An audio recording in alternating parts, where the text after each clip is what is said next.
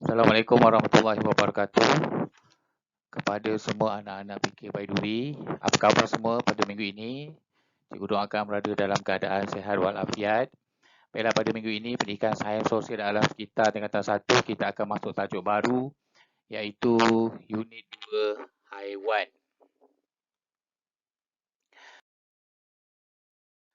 Tajuk kita pada hari ini ialah 2.1 haiwan ternakan, iaitu menamakan haiwan ternakan, dan yang kedua menamakan haiwan ternakan, dan yang kedua ciri-ciri sepunya haiwan ternakan. Baik, boleh rujuk muka surat boleh rujuk muka surat 16 di dalam buku teks, okey. 16 di dalam buku teks tingkatan 1 pendidikan sains sosial dan alam sekitar ni. Okey. Muka surat 16.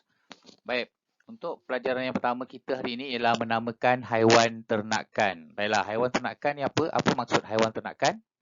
Haiwan ternakan merupakan haiwan yang dipelihara oleh manusia sama ada untuk dimakan ataupun dijual. Okey, ternakan ni maksudnya haiwan yang kita pelihara untuk kita makan ataupun kita jual. Bukannya haiwan yang kita pelihara untuk kita bela disayang-sayang. Okey. Jadi bila menamakan haiwan ternakan, jawapannya jenis-jenis haiwan yang diternak ialah haiwan yang kita pelihara untuk kita makan. Seperti ayam. Okay, ayam kita pelihara untuk kita makan. Burung puyuh.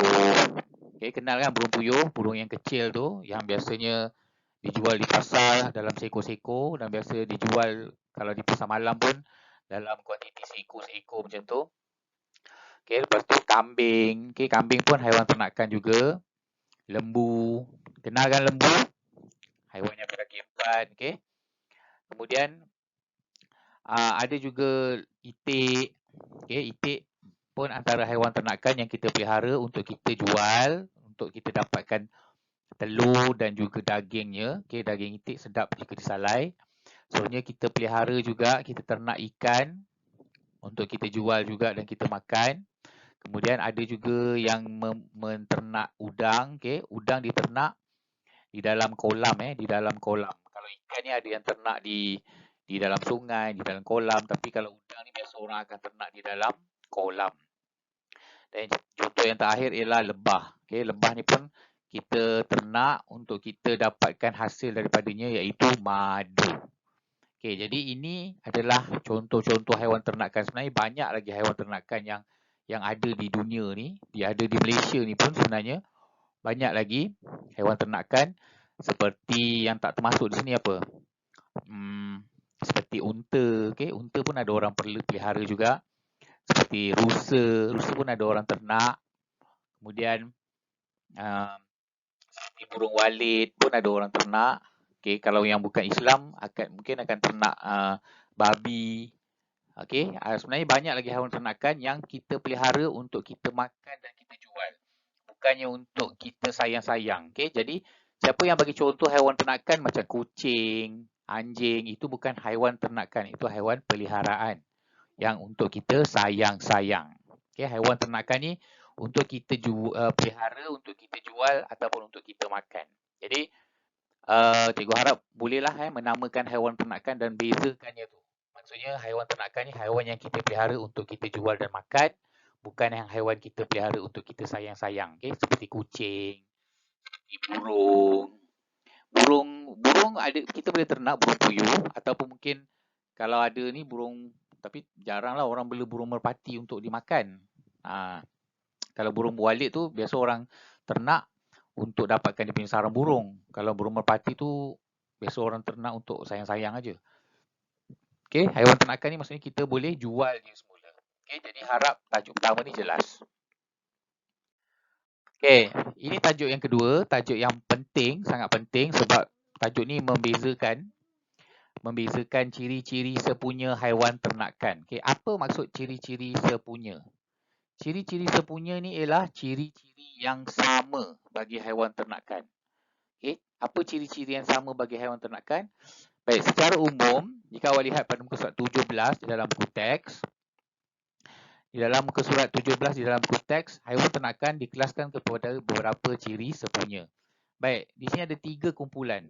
Okey, kumpulan yang pertama, badan berbulu pelepah, berkaki 2, hidup di darat, berdarah panas dan bernafas melalui paru-paru. Okey, agak-agak apakah ciri-ciri yang sesuai dengan, apakah contoh haiwan yang sesuai dengan ciri-ciri ni? Dia ada kaki 2, dia ada bulu pelepah, hidup di darat dan bernafas melalui paru-paru. Contohnya? Contohnya burung. Okey, ni contoh sebab berkaki 2 ataupun berkaki 2 ni contohnya seperti ayam. Ayam ni haiwan ternakan yang kita pelihara untuk kita jual.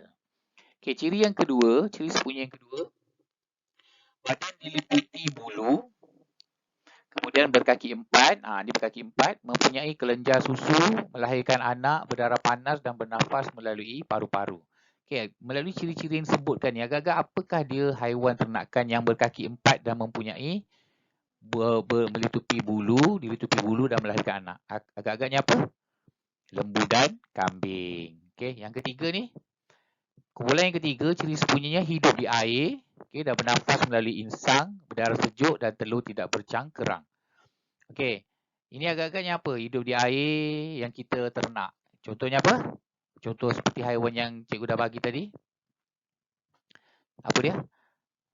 Ikan, udang dan sebagainya lah yang hidup di air tu. Okey, untuk lebih faham, baik, kita tengok ciri yang pertama tadi. Badan berbulu pelepah, berkaki 2, hidup di darat, berdarah panas dan bernafas melalui paru-paru. Okay. Ciri-ciri ini tadi dah diberikan contoh iaitu ayam. Okay, apa dia maksud bulu pelepah? Bulu pelepah ni ialah bulu yang macam ni. Ni bulu pelepah. Macam bentuk pelepah kelapa. Okay, dia ada tulang, kemudian dia ada bulu-bulu yang macam daun ni. Ini kita panggil bulu pelepah. Dan dia ada pada haiwan yang ada kepak lah, seperti ayam, angsa, itik, burung puyuh dan sebagainya. Okay, itu ciri-ciri bulu pelepah ni. Ni awak nampak. Bila kita tengok dia punya bentuk dia seperti pelepah kelapa. Sebab tu kita namakan dia kita namakan dia bulu pelepah. Okay, badan berbulu pelepah maksudnya haiwan tu ada bulu pelepah pada badannya. Dan dia berkaki 2, ayam, itik, angsa semua berkaki 2. Hidup di darat, memang hidup di darat. Berdarah panas, maksudnya badannya panas, berdarah panas dan bernafas melalui paru-paru. Ni paru-paru yang ada pada haiwan ini. Sama ada burung ke, ayam ke, itik ke, angsa ke, dia memang bernafas melalui paru-paru. Jadi bila cikgu terangkan ciri sepunya ni, harap fahamlah. Yang paling utama sekali cirinya ialah dia berkaki 2 dan dia mempunyai bulu pelepah. Tak ada haiwan lain yang ada bulu pelepah seperti ini. Contoh yang seterusnya. Badan dilitupi oleh bulu, berkaki 4, mempunyai kelenjar susu, melahirkan anak, berdarah panas dan bernafas melalui paru-paru. Contoh yang ini, ciri sepunya yang ini tadi, contoh yang diberikan ialah lembu. Badan dilitupi bulu maksudnya macam ni. Badan dia ada bulu-bulu halus ni. Macam kulit lembu dan kambing. Dia ada bulu-bulu halus, sama ada tebal ataupun nipis. Yang penting dia diliputi oleh bulu. Kemudian berkaki 4 lah. Mempunyai kelenjar susu. Dia mempunyai kelenjar. Ni kita panggil dia kelenjar susu. Tempat untuk haiwan tu mengeluarkan susu. Dan melahirkan anak. Macam ni, dia bunting. Dia melahirkan anak. Berbanding dengan haiwan yang berkaki 2 tadi, dia bertelur. Dan dia tak ada kelenjar susu. Dan berdarah panas, memang berdarah panas lah macam kita. Berdarah panas ni maksudnya bila awak pegang badan dia panas. Tu masuk berdarah panas. Kalau dia berdarah sejuk, bila awak pegang badan dia sejuk. Macam ayam. Ayam bila kita pegang, siapa pernah tangkap ayam? Kalau pernah pegang ayam, kita dapat rasa yang badan ayam tu adalah panas. Bernafas melalui paru-paru. Ni paru-paru. Lembu dan kambing lah yang besar ni. Paru-paru. Dia sama macam manusia juga, dia bernafas melalui paru-paru. Dan ini adalah contoh-contoh haiwan ternakan yang punya ciri-ciri ini, dan ianya adalah seperti lembu, kambing, lembu, kambing, unta, rusa, apa lagi, biri-biri dan sebagainya lah. Dan haiwan ternakan ni kita bela sebab kita nak makan untuk kita dapatkan daging dan susu. Untuk yang tadi tu, untuk apa nama tadi? Untuk haiwan yang berkaki dua tu, biasanya kita akan ternak dia untuk kita dapatkan dagingnya, daging ayam, daging itik, daging burung puyuh, dan juga untuk kita dapatkan telur. Okey, telur ayam, telur itik. Dia tak ada susu dia tak ada susu sebab dia tidak melahirkan anak. Hanya haiwan yang melahirkan anak je ada susu seperti lembu dan kambing dan unta dan sebagainya lah. Okey, jadi harap dapat membezakan itu. Okey, ciri sempurna yang ketiga ni hidup di air. Ini senanglah, hidup di air. Apa saja yang hidup di air? Bernafas melalui insang, berdarah sejuk dan telur tidak bercangkerang. Okey.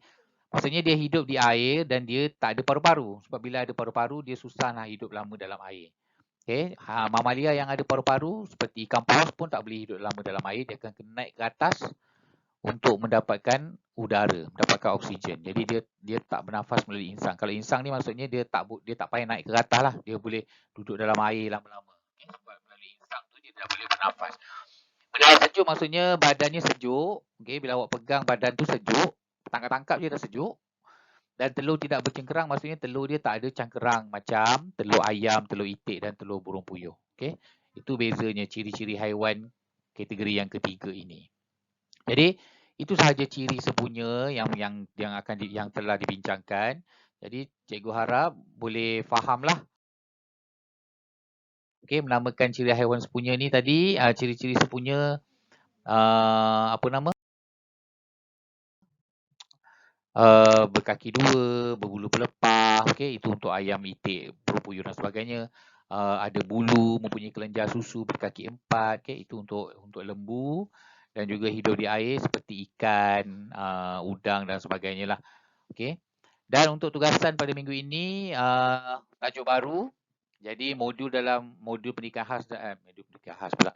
Latihan dalam modul pendidikan sains sosial dalam sekitar buat latihan 9 dan latihan 10.